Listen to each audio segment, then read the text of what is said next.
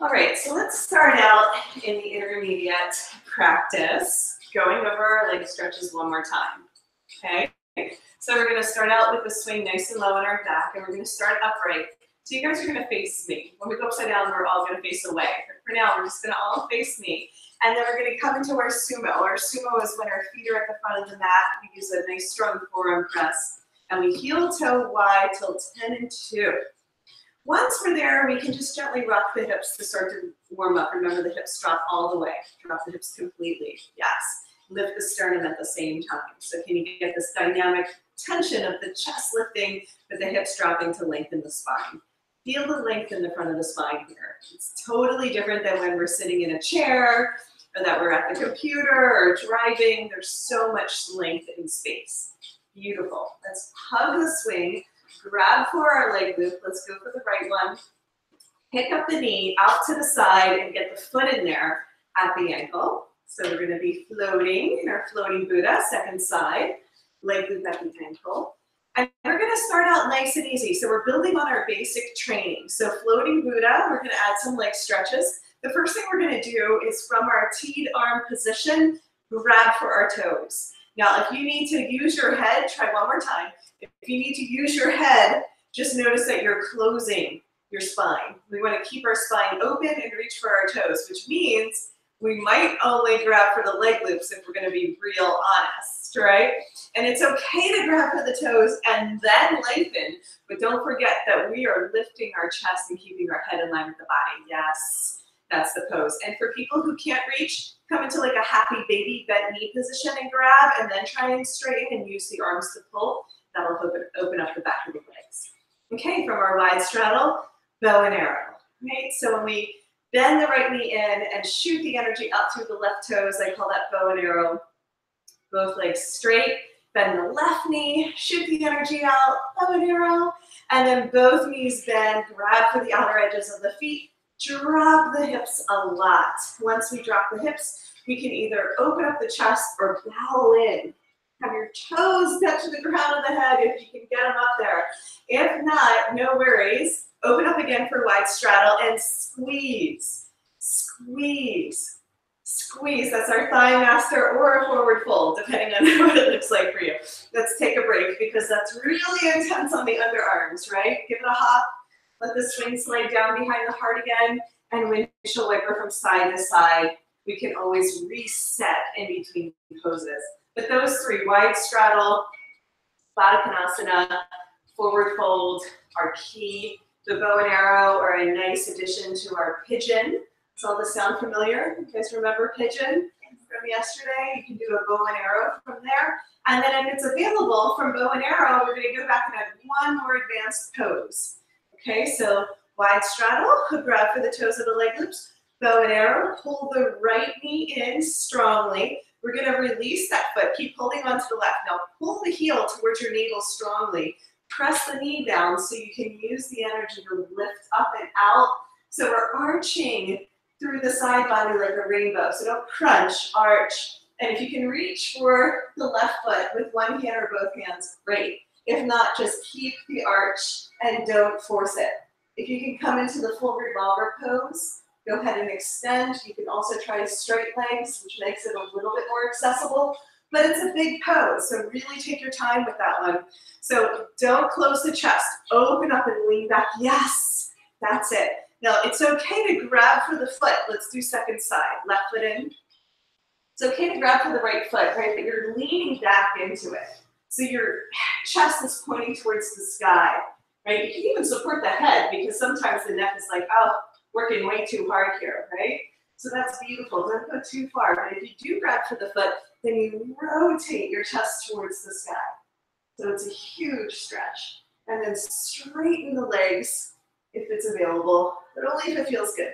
Yeah, that's perfect. So I'm going to come in and assist you for a second so you can kind of feel the line of energy. You have to push down strongly to lean back. Yes. And then it's like this. This is where next again. There you go. That's the rainbow, right? And then you can arch and open. Don't try to go too far. Usually supporting the head at first. That's it. That's beautiful. Does that feel better too? Yeah, so sometimes we try to go too far and we're just crunching. We only get there by opening up first and then reaching. But we're reaching through our feet too. Beautiful. And then it'll feel better. If it feels better, it's like, oh, that's the pose. Okay, so now let's all turn around. Okay, we're just gonna keep the video going. We're gonna face away from one another. So I'm gonna face the mirror, you're gonna face the back of the room. The reason why is because we're gonna go upside down. And I want you to be able to see me in the mirror when you're upside down. Okay, so let's transition. There's gonna be a lot of in and outs today since we're gonna be inverting and I want you to be able to see me. So we're gonna start out in our floating Buddha, standing a little bit faster. We said we're gonna do sumo and Buddha like 100 times, and it'll be second nature. And then windshield wiper from side to side to just loosen up. Loosen up the spine, open up the legs. Even this pose is such an incredible therapeutic. And then when we come to center, we're gonna come back to our wide straddle. Right, from our wide straddle, let's come into namaste, hands to prayer. Squeeze the legs together, press the hips up. Now when you can hold on to the swing, I want you to shimmy even a little bit more so that the swing will go across your hips, even more, Jordana, even more, right across the hips. It's a little bit more comfortable to then bring the legs wide, so this is the side plane. Then we have to bring them up and around, yes, that's it, hold on to your toes. It's changing planes. We're gonna learn the pivot points and changing planes. But now, yep, grabbing for the toes can be difficult. So arch and open the heart. Yes, really open up, not from the neck, but from the heart. Yeah, see what that feels like. Yeah, or just hold on to the back of the knees. Back of the knees like this. Yeah, and then arch and open. Yeah, so you wanna keep pulling down on the legs somewhere because you wanna bring your toes level to the earth. That's a stretch. Okay, let's bring both feet together. Let's do the Baddha Konasana first. This we can all do. Hold on to the outer edges of the feet, reach up. There you go. Now arch and open the heart. Beautiful, isn't this an amazing stretch? So good. This is more of the therapeutics version then.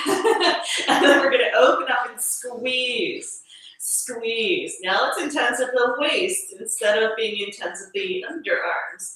Now let's come back through our bow and arrow. So hold on to your wide straddle toes.